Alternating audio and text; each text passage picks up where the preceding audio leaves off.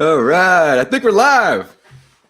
We are. Good We are morning. live. All right, guys. Good morning. Happy Wednesday, August 4th, 11 a.m. Coffee with Closers. Myself, Gavin, and Don. We are happy to bring on Amy Ransdell today. And Amy is with Riva Global. And amongst Riva Global, other things. And she was actually just telling us about that. And we got a good chuckle out of it. So great way to always start the show. Amy, welcome. Thanks for being on. This is a live show. We encourage audience interaction. And if you don't mind, let's just start by learning a little bit about who Amy is and then how you transitioned into, being a part of Riva. Okay. Not sure where to start. So Cliff Notes. I've been in real estate for about 20 years. So I am a licensed broker. I have a brokerage that supports real estate investing agents as well as investors who get their license. And I'm an active investor. But years ago, we've been the CEO of the company, who's Bob LaChance. I encourage everybody to follow Bob. Bob and I have been in the coaching arena for all those years. We're natural coaches. And so we ended up in those buckets in different programs over the years, and some pretty high level programs together. And the coaching students would have the same challenges we were having over and over again about trying to find the right virtual assistants to work with and having challenge after challenge after challenge. And how do you build a business? What's the best way, right? Is to find a gap in what the market offers, or to find a niche where you can solve a problem. And we saw a huge problem to solve, and that was the birth of Riva Global. So Riva Global is a real estate virtual assistant company that supports real estate entrepreneurs, any entrepreneur really. We have a whole medical division. A lot of people don't even know that, but a lot of our real estate entrepreneurs is where we got started. And so we've been around for about 8 years now. Wow. You guys have a medical division too? I did not know that. Yeah, whole medical division. So again, small business owners, right? So in the medical side, just because it's interesting, insurance verifications, appointment setting, appointment follow-up. We've developed an entire HIPAA compliant process where virtual assistants can save small business owner doctors with small practices can hire a VA for 1/3 the cost of a local hire. So it's huge for them. Wow, that is huge. That is amazing. So I have a VA that has been working with me for, oh man, it's probably 3 months at this point, from Riva, and she's kicking butt. Awesome. Really, really enjoy working with her, and yeah, it's going really, really well. So I'm really happy that we get the opportunity to talk to you today. Gavin, Don, you guys got some virtual assistants at this point as well too, or is it all local people or virtual people but local to the U.S.? I'm curious. Both. I have both. Both? Nice. Yeah. Yeah. I run everything virtual, but we have probably 7 VAs that are out of the country in the Philippines. Mm-hmm. And then all my team are virtual in different spots. In America, people. So huge on VAs. For me, I think it's, the first thing you should ever outsource, or the first hire you should ever make, is a virtual assistant, in my opinion. And it's a thing when you are, depending on where you're at with, in your business, is whether it's on marketing, whether it's on admin, to free your time up at a cost-effective way to start outsourcing. Again, it is first for me, 100%. And it may be multiple of them to start with before you bring in, the people on the ground or your American team that's going to cost you more money. That's just my take on it. So yeah, I think it's great that Amy's on using her experience, and we all have them as well, that we can chip in. So I guess I have a question, Amy. How many do you actually run in your business, and how long have you been using virtual assistants? Oh, okay. So to do all the things I do, I'm also a mom. There's all these things, right? I couldn't do them without virtual assistants. So Right. To the point that I've almost gotten to such a point that I don't even say how, or I just say who and what VA can do that for me, everything. I mean, no matter what comes across my desk, can a VA do that for me? Yes. Okay, cool. Great. I hand it to them. Right. So I have a personal assistant who's just my personal assistant. We have somebody who helps with the brokerage and the communities. We run a small coaching community here. I have 2 virtual assistants that support acquisitions. So I have, they're just doing data, skip tracing. They're doing text message marketing and follow-up. follow-ups. They do some outbound cold calling. We have an entire cold calling team, right? But the reality is that, again, and we have, I take that back, or not take that back, I want to add, I also have two that do a lot of social media marketing for our marketing team, right? So just about anything can be done by virtual assistants is what I want to make the point of. So, 90% of what we all do can be done by phone and computer, right? Well, if we can do it by phone or computer, well, then that means that a virtual assistant can do it just like we can. And sometimes, honestly, can do it better. So I truly, like, there are some things that Ron does for me as a personal assistant that I would just never, ever handle well or timely or consistently. But he does. So that give you a little bit of a picture. We can go deeper. Yeah, no. Are you the one that is training the VAs, or do they go through a training like schedule before they get hired? Like, how does that look? Excellent question. So Riva Global is uniquely different in the world of virtual assistant companies. So I'll describe that just briefly, and then really kind of like really answer that question, because that is probably one of the most difficult and challenging questions that we'll have with clients, is that one thing, right? So when virtual assistants come through Riva Global, they're pre-trained and pre-certified and screened. Like, we hire them onto our staff, and they're given weeks of pre-training, especially in the real estate arena. Like, they're learning all kinds of things to support the most common needs and common tools used by our real estate entrepreneurs. So when we place a VA with a client, they have lots of understandings, right? But the reality is that they're not going to do exactly what you want them to do, the way you want it done, unless you're going to take the time to create some trainings, some processes, and some systems with that VA, right? So just like you're going to hire someone in your office, you would want to do the same thing with your virtual assistant. Yeah, you're not going to just hire someone in your office and hand them the keys and go to lunch. Like, you're going to have to be like, here's the file cabinet, here's the computer. Like,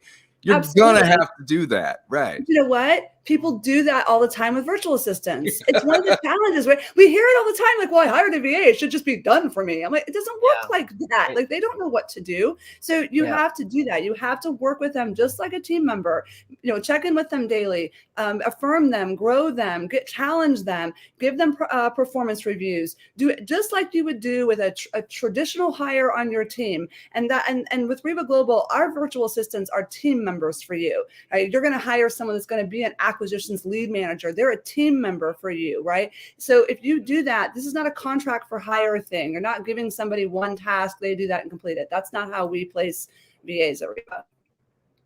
Yeah, I think absolutely. Go ahead, Dan, please.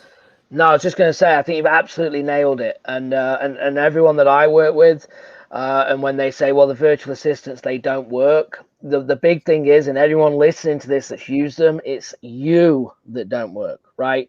Yes. You, as in me, as in all of us on this call, you have to look at yourself, exactly what Amy's just said, because that is the most common thing. And if you're not willing to communicate with them, and we communicate with ours every VA twice a day at a minimum, before and after the shift, depending on their task, and our admin ones can be 4, 5, 6 times a day throughout the day, and then meetings on top. Again, I'm just reiterating, because it's such a good point, is that you've got to be communicating and training, and they are just as important. I call them in my business, right? They bring in probably 95% of the money comes in from a virtual assistant. They are the front line of the business. They are creating the leads. Boom, you nailed that, Gavin. They are the front line of the business, and often the back line too, right? Yes, absolutely. I mean, the contract, transaction coordination, like all that stuff too. Yeah, they're holding everything together. I want to highlight something that you said about checking in with them, right? Like, just like we would, again, someone in our office, we're going to be checking in with them all day. Do that with your VAs. There's everything. So with technology as it is now, virtual formats, I can talk to my VA all day as if he is sitting next to me. Right? Between video and instant chat mechanisms, we use GLIP personally, is what we use in our office. But we're just communicating with them all day long. Now, one cool thing at Riva, we do help you guys out with that too, though. We do have client service managers assigned. David, you probably experienced this. Yep. So you're communicating with your VA all day, every day, as much as you want to, but you also have a client service manager that's also checking in with your VA and checking in with you to help with engagement, to make sure everything's working well. They have everything they need. You have everything they need. So they're not an island alone scenario. So you actually have additional assist with Riva. It's almost like you're getting a team, not just one virtual assistant. Yep. That's exactly right. I have a quick selfish question that you just said, and I'm Googling it as I'm asking this, but you said GLIP. I've not heard of that. It looks like it's something like it's Ringless Central. Is it an arm of Ringless Central? It is. So we happen to also use Ring Central as our phone system. You don't have to, though, to use the GLIP application, but it is. It's an online chat forum, so you can file transfer and share. You can do live video chat between each other, and you can put people in unlimited groups within the GLIP platform. It is an app on your phone as well as usable on your PC. So we love it. So like all of my different teams, my whole cold calling team, my text message launch control team, my marketing team, that they're all in different groups inside GLIP. And the cool thing that I love, like for instance, my acquisitions team, I also have on the ground team members here in my Atlanta market that are on my investment acquisitions team. They run all of my listings and my acquisitions for investments. They work with the VAs, right?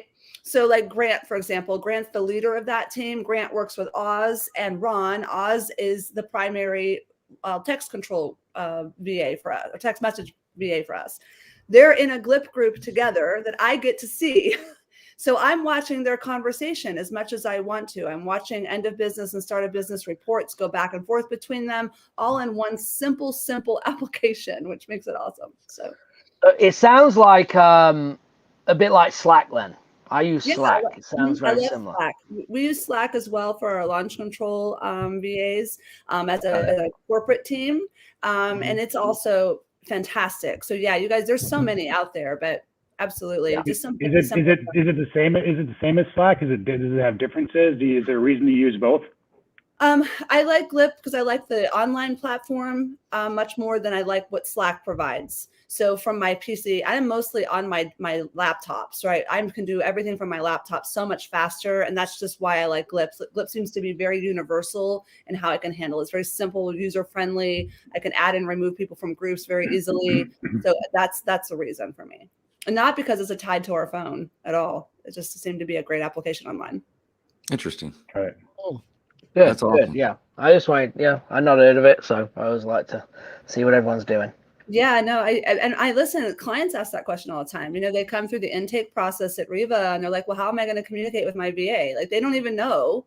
They haven't thought about that, right? So we turn them on to programs like Slack or GLIP or so forth all the time so that they have an instant way to start that streamlined communication. Yeah, and I think for anyone listening as well, you just pick one platform. It could be Skype, it could be Voxer. Just have one central communication is the key. Don't have 5 different ways of messaging each other, because that's how everything gets missed and it breaks down. So you should always have one central location. Which if I screenshot my GLIP for you guys, you'd love it because it's all in one place. And so every group is got a title, right? So if I want to go just talk to the marketing group for a minute or the sales team, I just click on the sales team. Everybody that's in that team is in that group. And then I can communicate with people one-on-one individually, but it's all in one place. So it's just all in one column, one place, every file we send to each other, everything. It's amazing. Yeah, we have to have a rule in our company that you cannot email or text the conversation. You have to conversate in Slack. And if you email or text it, you have to document it in Slack. Because if we don't, there's that chain of communication gets lost. And you're like, well, I think we had that conversation or made that decision, but I can't find the email. And it's a whole thing. And so it has to be documented. I so feel you. We do the same thing with attachments, right? Like you might throw it into a drive folder. That's great. I still want to see the attachments sent over in GLIP. 100%. Right? So that way, again, I can go to one place. You know, Gavin, you and I were just talking earlier about some traveling. You know, I was in my RV for 9 days, and I didn't have to do going to look anywhere except for one app. You know, just one place because we have those rules. So Don, I love that. I'll ditto that. Yeah. Really, really good. Really good. Before we ask the next question, guys, we are warming up with people watching us. So welcome. This is Coffee with Closers with myself, Don, and Dave. Okay, we have Amy joining us. And if you are watching, give us a like and give us a share. If you can share wherever you're watching on YouTube or Facebook, share the post. We want to get as many eyes as we can watching us to get this outreach. So if you can do that, we appreciate you. And yeah, we can now carry on. Just want to throw that in there. Awesome. Amy, you guys have 100+ tasks that you can have done for you by virtual assistants. And essentially, I'm going to drop the link here, guys, in the chat. You go over to Coffee with Closers Live. On that page, there is a link to connect with the virtual assistants over at Riva Global. And I personally use these virtual assistants as well in my business. They have 100+ tasks that can be done for you. I'm trying to pull that spreadsheet up. Yeah, just to kind of review some of the items that that the VAs can help you with in your business. And really, the reality is they can help you with anything in your business as long as you are willing to put in the time to teach them. Is that what you were saying, Amy? Well, yeah. If you're willing to put in the time, you're willing to get out of your own way and let go of things. Okay, so that's important. I think that's another big objection I have to deal with clients when I'm like, let go of that and allow the VA to do it for you. But yeah, that 100 tasks, if you go to the link that Dave is giving you guys, you can download a list. And really what it was, it's just a brain dump list of things that we know virtual assistants have done for clients, or that we've had, our client service managers have let us know that their VAs have been asked to do by clients, so that we just kind of started compiling this list, right? It's meant to give you a place to be creative and think outside of the box of all the things that you could have done for you, because sometimes we just don't even think about it. Most of the people will go through this list and they will have, kind of epiphany moments of, really, I could have a VA do that for me? Like they hadn't even thought about it, right? So this is to help you think of that. So I tell people, go through with a yellow highlighter and start highlighting all the things that are like just those wow moments for you of, oh man, I didn't think about giving that to someone else to do. So then when you come to talk to our intake team, they can help you figure out how to bucket the right hires for potentially truly taking some of those things off your plate if you're ready to train them over. Yeah, absolutely. I mean, the first VA I hired is still with me today. He's one of my good friends. His name's Dennis, and he was with me basically, I'd say about 6.5 years at this point, give or take. I had started in this business full time, Amy, and I think I made it 3 months before I hired a virtual assistant. I was just overwhelmed. Yeah. And that was the reason that I brought a virtual assistant on. I think as of today, I have 9 or 10 total. But what I first started out with was having him help with follow-up emails and follow-up calls. Literally, I was getting rushed with so many new leads. And I know today, and I knew then that the money's in the follow-up, that I needed to basically pick one or the other. I needed to focus on my follow-up, or I needed to focus on the new leads, and that I just really couldn't do both. There wasn't enough time in the day, right? So he started helping me with the follow-ups, and then it morphed into him basically at this point being my lead manager. So I don't even see the leads at this point unless he vets them, he calls them, he determines motivation. If those leads are not ready yet, he puts them on follow-up, and he helps maintain that amongst some of our other team members. Mm-hmm. And then when they are ready, which is crazy, it could be 4 or 5 months, it could be 4 years. Yeah. When they are ready, he then puts that lead in front of me. So it's just such an awesome thing knowing that, that he's there working, and we have a great team.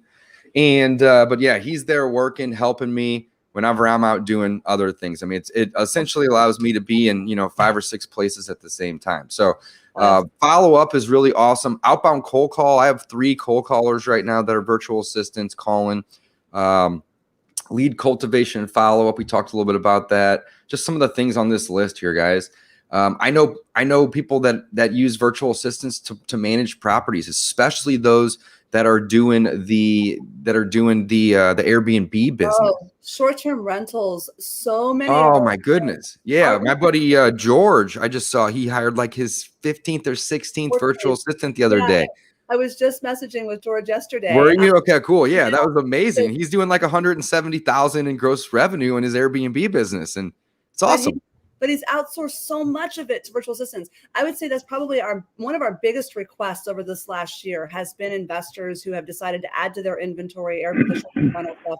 There's just so much that can be handled by the VAs. You know, when somebody's doing a booking, they can do booking confirmations, they can answer booking questions, they can answer questions about like, you know, where things are in proximity to the Airbnb when people call and ask those questions, when they're calling, even asking for the security or alarm codes. Like all those things can be handled by the VA. They can coordinate the cleaners, they can coordinate everything. Like 100% your Airbnb business can be automated through a virtual assistant. So I highly recommend people doing that. And follow-up calls, oh my gosh, follow-up period is the one thing that we're all the least consistent with, even though we know 100% it's the biggest moneymaker for our business. We just get busy. We're reactionary. We're managing other high-level decision-making activities. And so the follow-up will fall off. And it won't happen, even though we are smart and we know how important it is. We have a follow-up VA at RLM, remote lead manager, and that's all that VA does. But and guess what? Because that's all they do, they're really freaking good at it. And they never drop the ball, where I might, because I'm going to be reactionary for something else. That's all they do all day. So I'm so excited. You know, Grant texted me this morning. We got one under contract. It's been in the follow-up nurturing pipeline for quite a while. When they were finally ready to transact, he had it sent over to him as a ready to transact warm lead. Boom, we have it under contract, right? But all that in between was not managed by Grant or me, or not all automated through a virtual assistant and tools like, you know, some RBM and texting and so forth. Yeah. So, I mean, guys, there are so many things that you can do. And it's actually kind of funny because just the other day, you know, I was kind of having some struggles because I felt like I wasn't trying to think of a good way to word this. Not valued in my own organization. I'm the boss, right? But that I wasn't really contributing, right? And my good friend Chris Arnold sent me this book called The Big Leap, and I read it. And it's basically just about the fact that, you know, it's okay to basically let these people that you hire in your organization that are basically doing the job better than you do it. And be okay with it and not like have a struggle. I was having some really internal things going on because some days I won't work. I'll work an hour or two, but like we'll send 5 offers and somebody on the team will go run an appointment or two, and then a bank refi gets signed. And it's like all the wheels in the business are spinning, but it's not necessarily me doing it. And it's a blessing in disguise is really what it is, right? Because I'm no longer stressing about 30 different things in my business, which is just really, really amazing. That's in this book. If you guys are looking for a new book or a good book, it's called The Big Leap. And it talks about the upper limit syndrome. And the upper limit syndrome, you know, is just something that basically if something good happens to you in your life, people often, you know, do something stupid or bad to bring it back to reality, right? And you don't need to do that, you know? So some of the things that my virtual assistants, I mean, I could go through this list and almost check everything on here, which is pretty awesome, right? But when it comes to outbound marketing, you know, we have cold calling, we're doing listings, we have appointment setting. Every appointment that's set is done by one of my team members that's virtual. Whenever we're marketing a property to sell, I try not to spend as much time in my CRM, which sounds kind of funny, but like, you know, I literally try to spend the least amount of time in there as possible. I built an amazing CRM, not because I wanted to suck all my time out of me. I built it so my team can communicate and manage these leads that we have and nourish them, right? But that's the whole point, is that my team's doing it, not me. So I try to spend as least amount of time in there as possible. All inbound calls. If you call, you know, my company right now, you're gonna get a virtual assistant that's gonna answer that. Same here. Ron answers all the inbound, so we everything, right? Building my cash buyers list, contracts. My team sends anywhere from 1 to 3 contracts every single day. You know, every day. You know, literally 6 days a week, 1 to 3 contracts every day. Some days we'll send 4 or 5. Those are all done by my virtual assistants. They may they may reach out to me in the CRM or in Slack and just say, hey, does this look like a good offer? And 9 times out of 10, it's great. And I'm like, send it, do it, and that's a 10 or 15 minute task. And I'll look at that for 20 seconds, which is amazing, right? We do have some bookkeeping and some management that's done with our virtual assistants, and then social media management. I have three VAs that just help with the branding of social media, podcast, YouTube, all that type of stuff. And, one person can't do it all. It's just, if you want to, do a lot of it, it just doesn't work that way. You got to build a team around yourself. And then, obviously there's a couple other things in here that you can have them do. But again, the reality, guys, is there's an infinite amount of things that you can have them do, because it's a human and you can train that human to help you. And one of the cool things, and this is the last thing I'm going to say here because I don't want to rant for too long, but one of the most amazing things about having a team of VAs, and again, I think I'm 9 or 10 strong at this point, is my VAs will notice when there's inefficiencies. Mm-hmm. They will notice when we can do better. They will notice when I'm doing something stupid, and they will call my butt out. Yes. And it's amazing having these people that all share the common goal of driving the train forward, which could be different things for different businesses, right? But having the team members is amazing. One of the cool things too that I really love is that Riva offers health insurance, which is going to help a ton with, keeping the team members on the team. They have no reason to want to leave.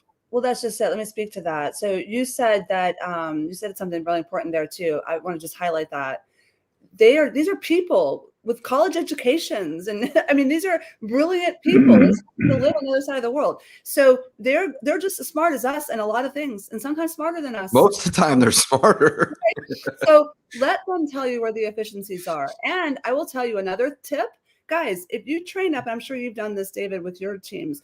If you've trained a VA to do really well, where they are really ascend to a management level, right? Then they can run a team, and you can recruit additional VAs that you don't even have to train. That the lead VA trains the other VAs, right? I mean, that's how it is with our cold callers at this point. We have three of them, and at different times I've had 4 and even 5 of them. When we bring new people on, I'm like, hey, just shadow this guy for 2 or 3 hours. Let me know if you have any questions, and then boom, they hit the ground running. Absolutely. Our cold call team has an operations manager, a quality analyst. They run everything. So I don't even, I feel something bad because there'll be a new name in the pool and I'm like, who's that? Right. So it's not, it's really empowering. So, but Riva is really unique. So I remember I said at the beginning that we set out to solve some problems, right? One of the problems that we heard a lot of in the industry is the retention issue. Not only were the clients not always sometimes great about really doing all it takes to manage a team building relationship with their VA, but the other side was the virtual assistants, right? So we wanted to create an environment for virtual assistants at our company that once they are there, they would never, ever want to leave. They would love it. So all about culture and core values. We have a core value of family first, and coming from that core value means that we provide the virtual assistant something a lot of the companies in the Philippines do not, and also that they can't get by being independent. And those are things like health insurance, benefits, paid time off. We give scholarship programs, credit repair programs. We're doing all these amazing things so that there is a waiting list of talent to come be on the Riva payroll. They're also guaranteed on our payroll. Once somebody gets through the screening process at Riva, which is not simple, it is tough. We go through tons of personality screenings, proficiency trainings, all kinds of things to really get a feel for what they are as an employee. Once we bring them onto our payroll, we're guaranteeing them a position there at Riva, right?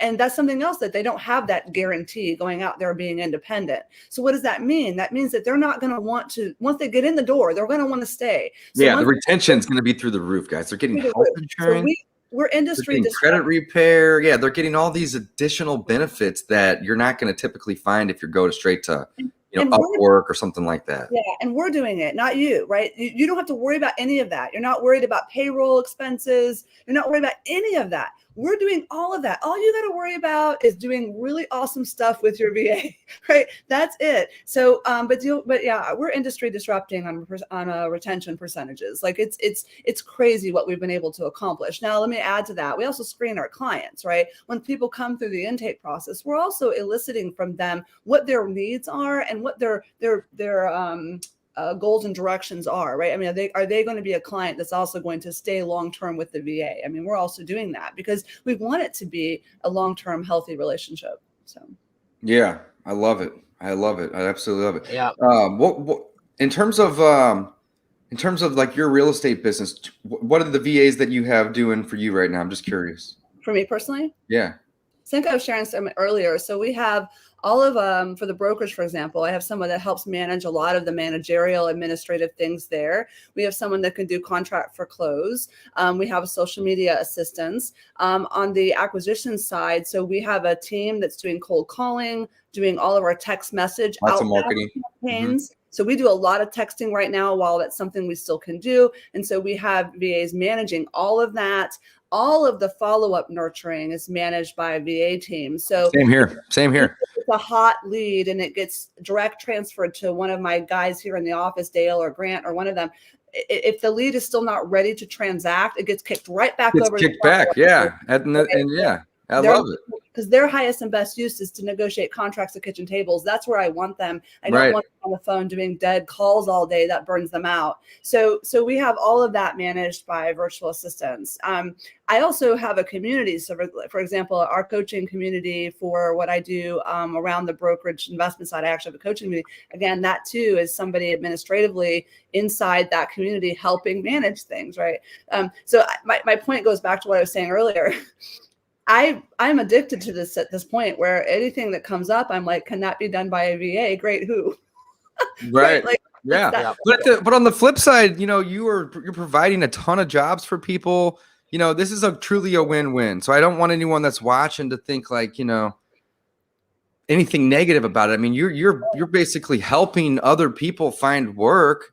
And they're getting paid well. And then on top of that, they're getting benefits with that, right? But Amy, I agree completely though. Like, how can I, be the visionary in this business and keep this train going and every week or every month add a train car to it?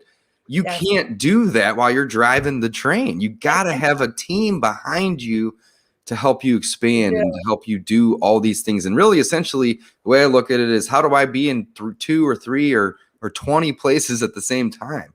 It's by having a team that has that common goal. Absolutely. And you will get attached to them and you will bond with them as team members, right? Like I tease Oscar all the time because I want to. Uh-oh, we might be losing you.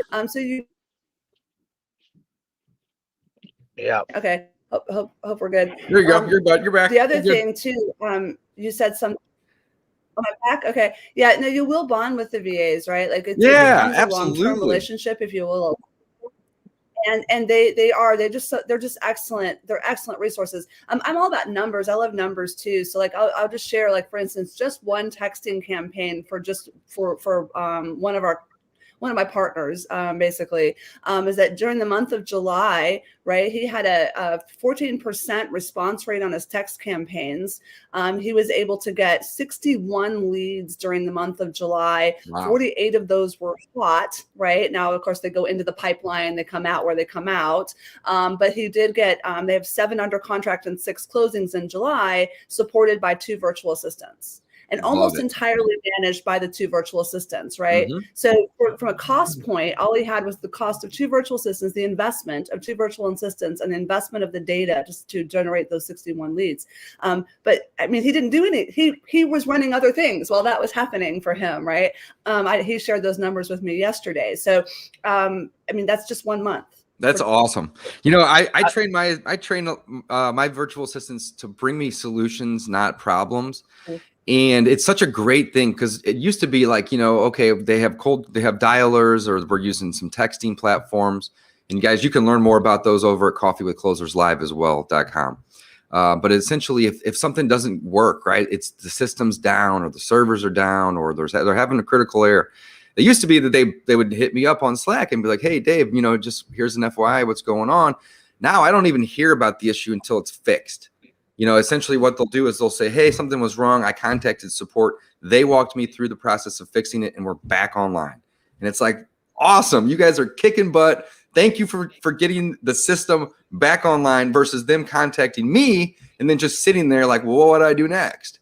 It's just like all the wheels in the cog are constantly spinning, which is just such an amazing feeling. Although I will encourage everybody listening, make sure that you've communicated that that's an intention you have. Like when you're hiring and working with the VA, make sure that you tell them, listen, I'm empowering you to go do that. Make that absolutely. And they absolutely will. They absolutely will. Yeah, it's I was listening to Bob yesterday. So Bob, the CEO, he actively runs acquisitions as well. They do a kick-ass amount of volume, wholesale and listing side. And he was just talking about that with his team of virtual assistants, that they've kind of teamed up together to work on correcting and finding solutions, and how awesome that's been for their team, right? So they've scaled their volume big this year, and really almost entirely on the VAs being initiative driven like that. So I love it. Yeah, I love it. I just want to say as well, I've worked with them for 5, 6, 7 years, and most of mine are in the Philippines, and in the culture in the Philippines is there to please. So as business owners, as living in America, they're there to please. So you have to watch that you allow them to have a voice. So you have to give them the opportunity to speak, to have their say, and you've got to make them feel comfortable, because they will not just come and tell you that we need to fix this. It isn't going to happen. It's not in their culture. So you have to work on that by saying, hey, if you think there's a better way, let me know. Hey, what would you do here?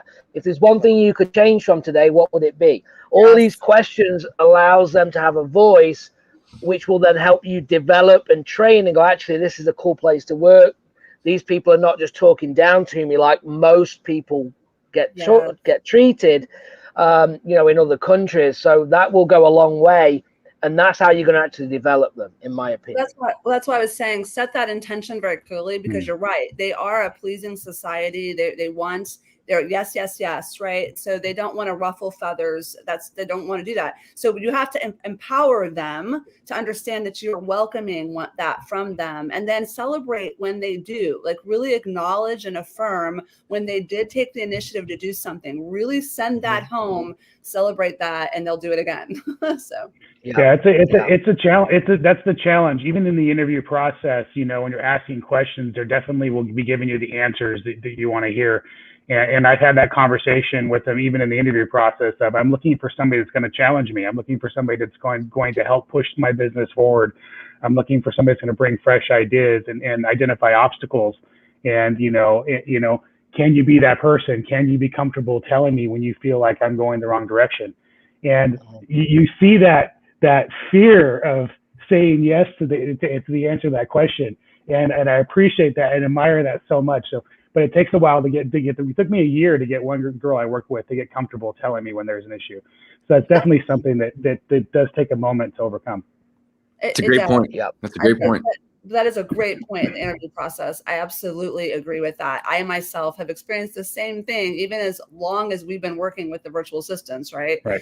I smell it quickly, and I will tell them, say, listen, I don't want you to tell me what you think I want to hear. Yeah.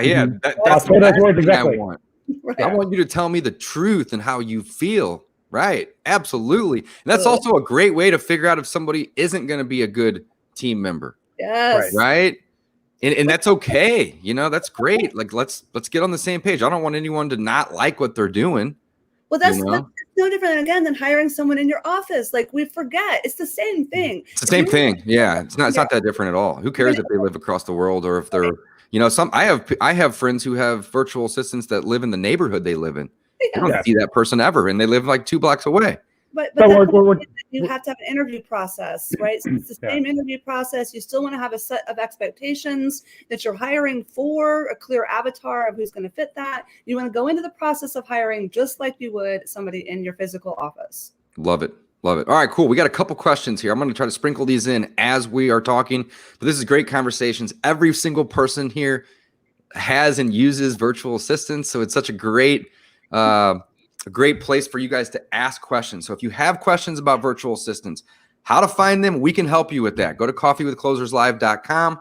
There's a link over there to download a free 100+ task that you can have done for you and learn a little bit more about Riva. One of the questions that we just got is, how do you work with someone that's just starting out in this business? And I'm going to let Amy answer that. So Amy, if somebody comes to you, over at Riva and they're looking to hire their first VA, but they're kind of new at the business, what do you guys have anything that you can add to that? Yeah, so the intake team will ask questions to try to help you figure out what that's going to be. But I'm just going to share with you right now, the first things that we take off our plate are generally the things that we are not the strongest at, that maybe you feel yourself procrastinating to do, that are the overwhelming things, the things that backlog on you. The things that you find yourself procrastinating doing. You nailed it with that one sentence, because if they're not getting done, your business is going to grind to a halt. I know what Don's going to say. I know what he's going to say. What if my procrastination is training the VAs? But you know what? You could always delegate to another team member in your office if they're responsible for training the VA. Yes. And I don't mean that lightly, Don, because I'm busy and the kids and so I don't really enjoy doing that. But Grant, for example, Grant's in charge of training the acquisition VAs, not me. Right? When we adopted the new CRM last year, I don't even know how to log in. I truly don't. Okay, so but the VA is really good at it. Now he trained them, right? So absolutely. But it's the things you don't want to do that you procrastinate at, the backlog. Those are generally indicators of the things to get out of your way and take off your plate. Now, you still need to be cognizant of what in your business are the highest, most important revenue and decision-making activities. Those are likely ones you're going to have to keep on your plate. And if you're procrastinating at those, we have a different issue. But the smaller things, administrative type stuff and so forth, that backlogs almost always, that can be handed off to VA. And so have that conversation with the intake team, right? Now, I do a whole consulting thing sometimes with people where I help them walk through things that they should eliminate from that list that they don't need to be doing at all. And that's a whole nother conversation. But this segues to a question we had earlier. They were asking about creating SOPs before they hired. And I wanted to respond to that since we're here, because I'll add it up there. There you go. Yeah, that's a procrastination thing too, right? That's a busy work that you do to avoid hiring somebody that you're going to want to avoid training. So what I would do is I would hire the individual and let them know that part of their job is to develop the SOPs for their position, and you're going to work hand in hand with them to do that. Get that off your plate. Yes, they can create the procedural manuals for you, right? Yeah. That duplicatable process, absolutely. They can be a part of the solution, right? It doesn't mean you have to be a perfectionist and have everything figured out. Because, hey, by the way, guys, we all know how business works. We can never be perfectionists, because in the process of doing things, we learn how things don't work, what's wrong, where we're missing something. That happens through doing. So you're going to end up having to rework some of your SOP anyway, okay? Because it's the process of doing that highlights those challenges. So just get started, right? Yeah. Allow them to be part of the solution. Don, one thing I would mention too, man, is, I've been there in terms of procrastinating training of the VAs. And one of the best ways that I've found to do it is just to do a Zoom or a Slack screen share and not even train them necessarily. Just say, hey, here's what I'm doing twice a week or 3 times a week. Just watch. Do you have any advice on how we can do this better? And 9 times out of 10, they're going to say, yeah, you could go do something else and let me do this. This is so stupid and simple. And it's just, something that but it has to get done, and it needs a human touch. You can't completely automate it with the software. Boom, and that's it. So I think a lot of it, when it comes to the training, isn't necessarily like creating catalogs. Or somebody just asked another question here, are there videos that can be used to train VAs? Absolutely. Go into YouTube and type in, how to train my VA to cold call, or whatever that may be. But I would also highly recommend to record yourself training them. Again, use Zoom or whatever the case may be, and then drop that onto YouTube so you have your own internal library. So when you bring people on, they can watch those or have the VAs that are doing it already to help train those other people. We use Kajabi as a place to host training, which is what we've done. And so, but I have a habit now, and it's a habit you can create, where everything I do a a quick screenshot. I use something called Snippet. It's just a tool I like, but I'm just screenshotting really quickly what I'm doing, and it records my mouse moving around, it records me going from one tab to another, it records my voice. So I can walk through, and every time I do something, I keep them always between 3 to 10 minutes. Like that's the average. And so if I have a process where I've got to do like 4 or 5 videos, I'll do 4 or 5. That way, if I ever want to change like step 3, I don't have to record. Yeah, I like short videos too. I do them under 5 minutes even. Right. And so then I'm only re-recording one section of the process. And for the VA, if they get, this is what I love about training videos.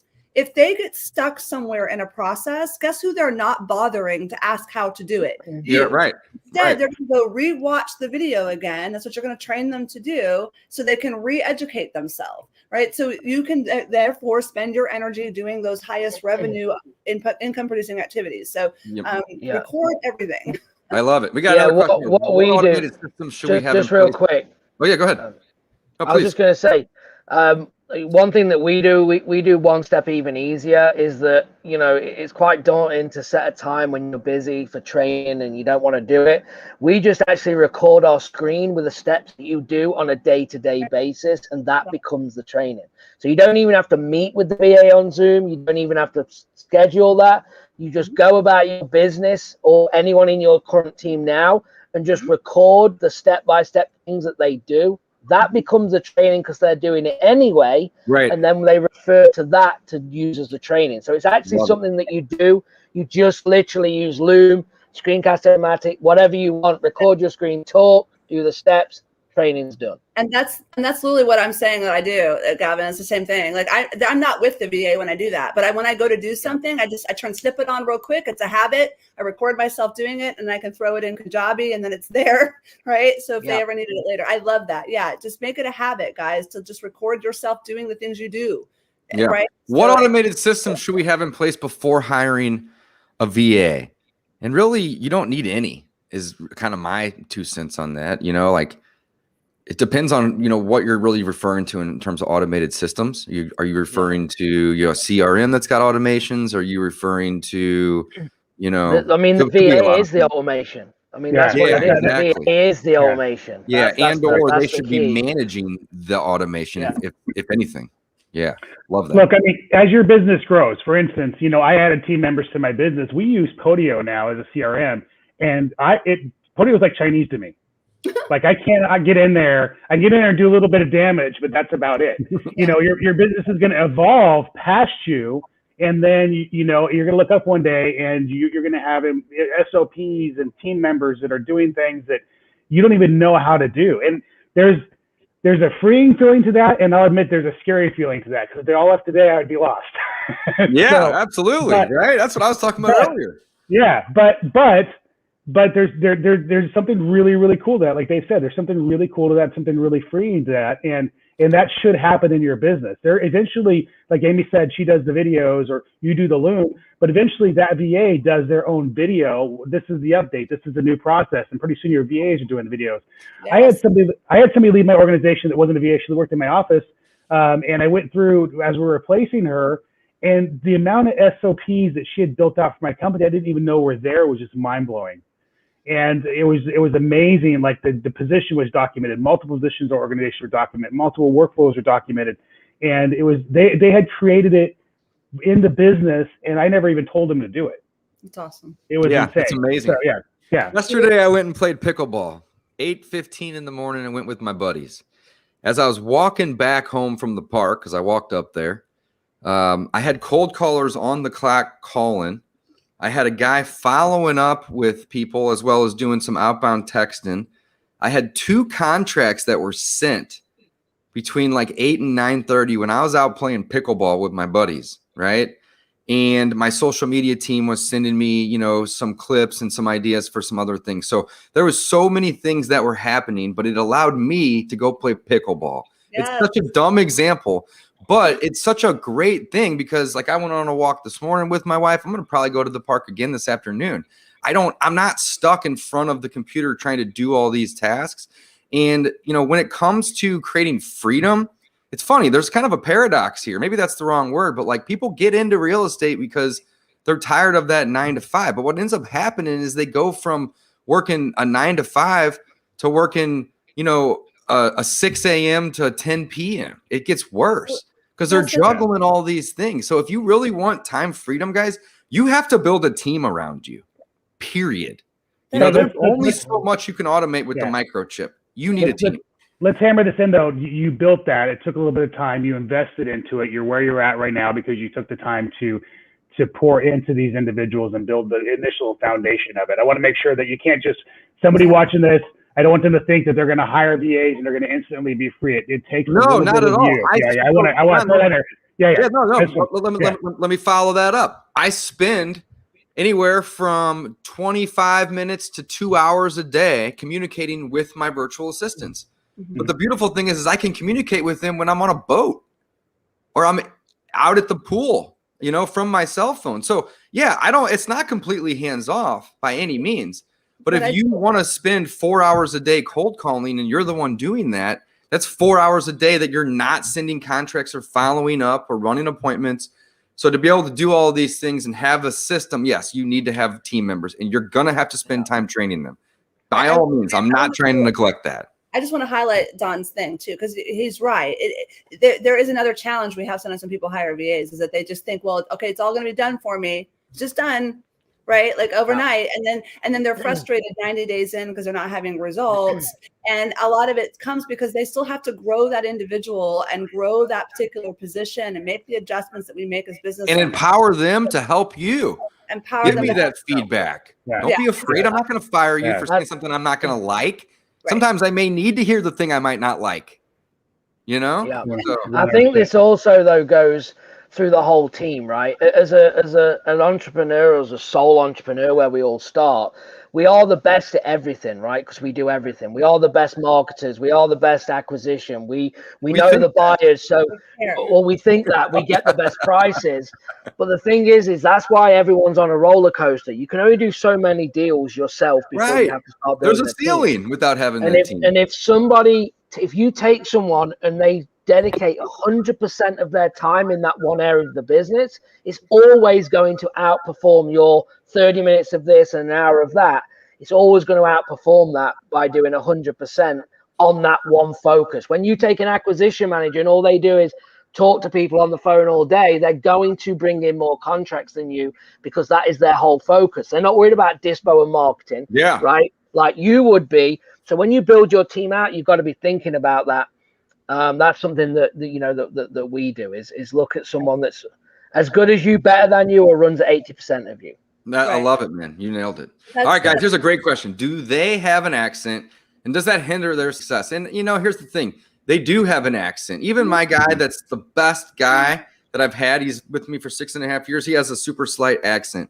But what I've found is that if they have good energy, the accent isn't necessarily going to be a game changer or, break the relationship that they may have or, for the most part. So some of my VAs have a higher level of accent than others. And those people, I choose to have them do tasks that may not require phone calls, but they're still great people. But then there's people that you do want on the phone and you're going to obviously want them to have less of an accent. But even if they have some accent, again, I'm going to repeat this one last time. I have found that having a good level of energy will always trump that no matter what. And I will go ahead, Amy. Yeah. Well, I was going to say at Riva, for example, so we've talked about virtual assistants in different locations. The majority of our virtual assistants are in the Philippines. Okay. So in the Philippines, you have their native language. English is really one of their primary languages. Okay. Spanish is one of their primary languages, although we don't guarantee and offer Spanish speaking virtual assistants.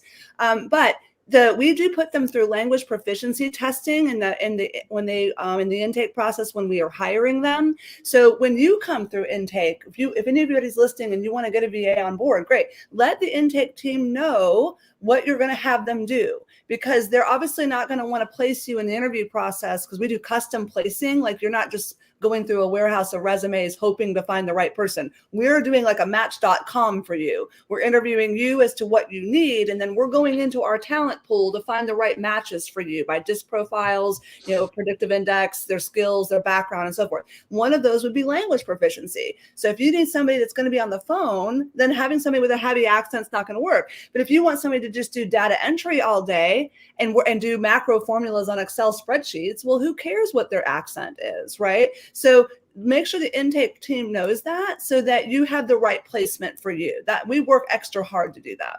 Love it. I just want to add. I want to add that this was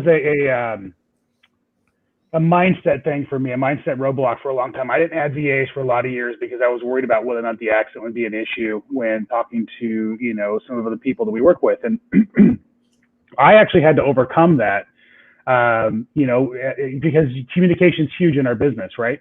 And after hiring VAs and having them, some of our VAs, some of our lead managers, they do have stronger accents. And they're having conversations with sellers. And to be honest with you, I've seen sellers, the seller that's going to be a jerk to somebody or have an issue with somebody's accent is generally going to be a jerk to somebody when they don't have an accent too. That's typically, you're going to see that the same attitude from a seller, regardless. It's their disposition, it's the mood that they're in, they're having a bad day, whatever. They woke up on the wrong side of the bed. They're going to have an issue with anybody they talk to. I've also seen a lot of sellers, primary men obviously, flirt with the VAs that have accents more than some of our girls who work in our office on the phone. So because I've listened to a lot of calls here recently. So it's interesting to see. The one thing I will say is hiring VAs has helped my business. I haven't seen it hurt my business in any way, shape, or form. Having the right placement. It's not just the accent that's a placement. It's also identifying, like I was interviewing somebody for the phones, and I realized in the interview and by looking at her profile that she was not somebody that was going to want to be on the phones long term. She was not going to be happy on the phones. I ended up hiring her for a position outside of, like an ops position outside of the phone, and she's done phenomenal in our business. So having good interview skills and recognizing, you guys do a great job filtering, but sometimes somebody slips through and may not be right for the position you're hiring for, but they could be great for a different seat in your organization. You got to be able to learn how to identify that as a leader. It comes back to having an interview process, Gavin. Yeah, I was just going to say as well, I mean, I'm in Alabama, right? So if it works in the deep South, then no one else has got an excuse anywhere else in the country. I am telling you now. So the conversation finishes there, and I have the accent. But I'm not allowed to have the say. I wanted to point that out though. So like I'm in Atlanta, deep South too, right? And half my brokerage are people from all over the world. I have people here from Africa, from Brazil, from Argentina, from Puerto Rico. Like we have every accent in the world in my office, and these guys are crushing it in high volume, right? That's no different than a virtual assistant, okay? And going back to, again, as long as you let our intake team know, we're going to do the best we can to find those that have least accent. I will be honest, I have a couple of virtual assistants. I feel very blessed, but I have a couple on our team that they sound like they're from Southern California. And in fact, one of our virtual assistants has so much no accent that people come in my physical building all the time here in Atlanta. And the first thing that they'll ask is they'll say, well, hey, where's Ron? I went on an appointment yesterday. They say, where's Dennis? And I'm like, well, Dennis works for me. He's actually, he's not local. I don't usually tell them, right? I just say he's not local. And they, really? And they think he runs the business, which is great though. That's his job. Absolutely. And Ron doesn't have any accent, so they don't think that he wouldn't possibly be here, right? Now he doesn't sound Southern, but he definitely doesn't sound Filipino. So let the intake team know. But like I'm with Dawn too, though. I mean, seriously, like I just described, my professionals on the floor here in my brokerage have accents from all over the world, and they're killing it. People don't have this as much expectation as people used to think they do about hearing an accent on the phone. And if you hire VAs from the Ukraine or from Russia or Poland, wherever you're hiring VAs from, guess what? You're going to have the same thing, but you're going to get a talented, highly educated, skilled, dedicated person for a nominal amount compared to what it costs to have the same talent locally. So love it. You nailed that. Right? You nailed that. All right. We got time for a couple more questions, guys. If you have questions, drop them into Facebook or YouTube or wherever you're watching this at. We are here to help. All right. Carolyn says, what are the tasks that you feel you personally need to be responsible for? And Carolyn, it's funny because 3 years ago, I would have had a list like 10, 15 things long. And today, I don't think that I need to necessarily be responsible for anything. I empower my team and I trust them. And if they screw up, we address it. And sometimes that leads to replacing that person, but very rarely. I think I've maybe replaced a virtual assistant once or twice ever. in the 7 years that I've been with, my team and doing this full time. I but think I as well, it don't want to depends. say that won't happen. But of course, you want to obviously be aware of that. But there's really nothing that I personally need to do at this point. Instead, I want to oversee everybody and make sure that everybody is doing, their jobs and that they're being successful at them. What do you guys think? I think it depends on, who's asking the question and where they are in business, right? Now, I know Caroline. So I know Caroline's newer. For that reason, I believe that you need to be outsourcing things around you. The things that you should not be outsourcing is the phone, is, running on, obviously going on appointments if that's what you're doing, even making offers to start with. I think they're the things that you need to be doing, and the follow-up. First thing for me is the marketing to be outsourced, so leads are coming in. Some of the follow-up, and then assisting in the admin role of sending contracts. So you're spending your time on the high dollar an hour activities, which is talking to pre-screen sellers, to obviously get deals done if you're new. And then obviously what Dave's just said is very correct, but he's also further down in the business. And I get you. I'm really glad you brought that to light. I could not have said that better, Gavin. Thank you. So we have this conversation with clients a lot too. Sometimes we have to kind of come in with a role of coach, right? Whatever's your highest, most income producing, revenue generating activities and highest decision making activities. Now you may say, I don't know what they are. Okay. I totally feel that when you're early in the business. But those are generally the things you're going to keep on your plate, right? So it's all the other things that you can give a VA to do. I walk people through what I call my 4 buckets of efficiency. So it's what you eliminate, then what you automate, then what you outsource, then what you delegate. And we go through everything that's on your plate, and we go through each one of those tiers, and we come all the way down to what's left. And generally it's what's the highest and best position for you in your business based upon your strengths, your experiences, and what you have to work with: resources, time, money, manpower, and energy, right? Boom. So, you nailed right? That one. Right. You can tell I have this conversation a lot yep. as a coach. And so, but that, so for Caroline, like that, going through that exercise. And then, by the way, you're going to want to go through that exercise again and again and again. So to David's point, right, like that's what happened. He was here at one point, and then he went through that exercise, whether he realized he was or not. And he's like, oh, well, I really still don't need to keep that on my plate. That can now be eliminated, or that can be outsourced. And most of those things were taken off my plate because my team told me that they could do it better or more consistently. A lot of it has to do with just being consistent in these activities too. But yeah, Amy, you nailed that one. Here's another one we got real quick. What are the top 5 responsibilities your VAs have? The first being the most important. I would actually say there's only 3 responsibilities, not necessarily 5, that are the top. And those are just very simple: marketing, making offers, and following up. That's kind of like my QBR, right? That's basically the things in my business that are the highest importance. They are the money-making activities. Gavin said this a minute ago, right? Focus on, the activities that are going to make you money, or maybe it was Amy, and, bring in the help to support that, right? Well, marketing to get leads in my system. We're real estate investors here, guys, right? That's very important. Making offers is as important. If you get a bunch of leads and you don't make any offers, you're never going to buy anything. You're never going to be able to wholesale anything. You're never going to be able to control anything. And following up is where the money's at, because it usually takes 4 to 6 months when a lead comes in to convert it. So those are the 3 main things, right? If you want to outsource all 3 of those right away, all the power to you. My advice would be to outsource 1 or 2 of them, get that person doing really, really good at it, and then slowly take more and more things off of your plate. But don't try to blitz it. Don't try to just hire 4 people tomorrow and expect that everybody knows what they're going to, what they need to do, or how to do those things. Start with 1, then scale your way up. I'm at 9 right now. I think I was telling Amy when we started working together 4 or 5 months ago, I don't see any reason why I won't be at 20 at some point. It may take another 4 or 5 years, but it helps me, in my analogy with the train, add cars to my train. And we're all moving in that same direction. So it's just, we're starting another business. My partner Mike and I just bought 2 Teslas. We're going to start renting them out on Turo. And it's like we have VAs that are helping with all of that at the same time. All that. We have so many clients having their Turo businesses managed by their VAs. It's crazy. I hear this story. I'm like, wow. Another example. Yeah, Airbnbs are great examples too. Mm-hmm.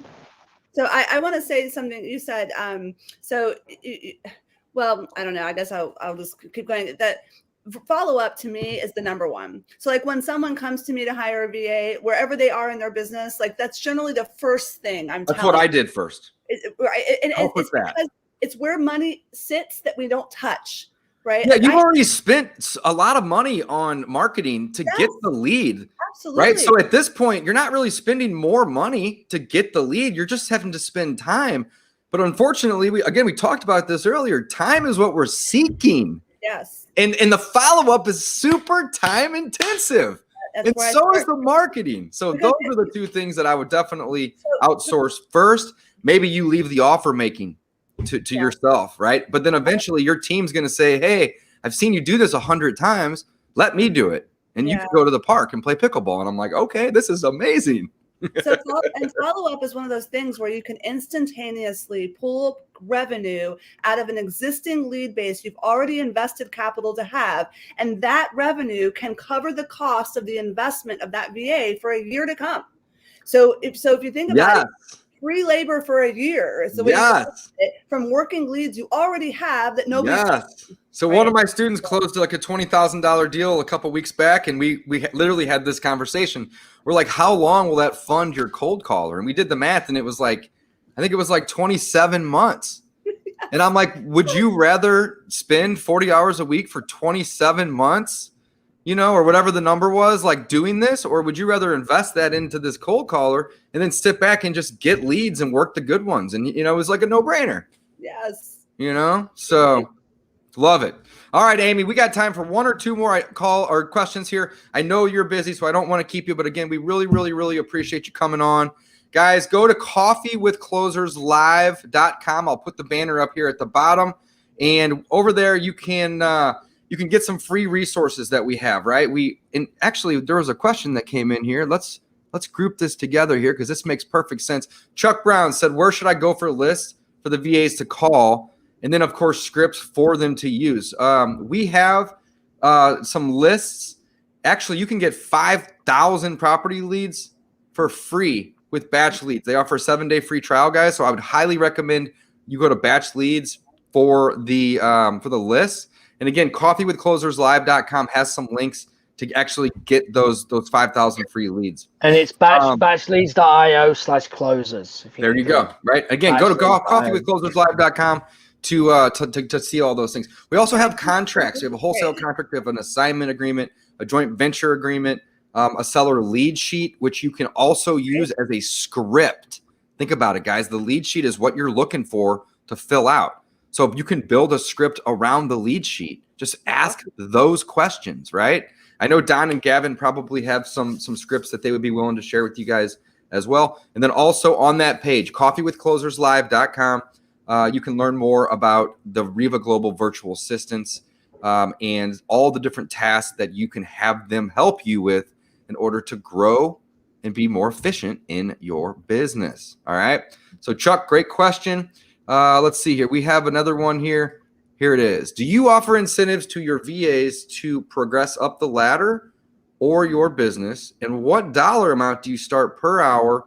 And what is the top end of the pay for the VA? That is a fantastic question. Amy, I'm going to let you have that one. So that's going to be a relativity question. Can you offer them incentives? Absolutely. Absolutely. Just like you would someone in your office, right? You can offer them bonuses, production bonuses, performance review bonuses, whatever it is that you want to do, you can offer them salary increase incentives. You'll do that yourself on top of what we do at Riva Global. So if you hire through us, you're going to pay us our standard. We keep it a standard, but that doesn't change. But you can do whatever you'd like. And there is no top end pay. There just isn't. What is the VA? Yeah, that's a great point. If you close a $50,000 wholesale deal, net $50,000, and that VA did all the work. If you want to give them a kick-ass bonus incentive for that, yes, please do that. Absolutely. We send bonuses to our virtual assistants all the time because it not only shows them that we care, but it encourages them to not only work harder but be more efficient at it.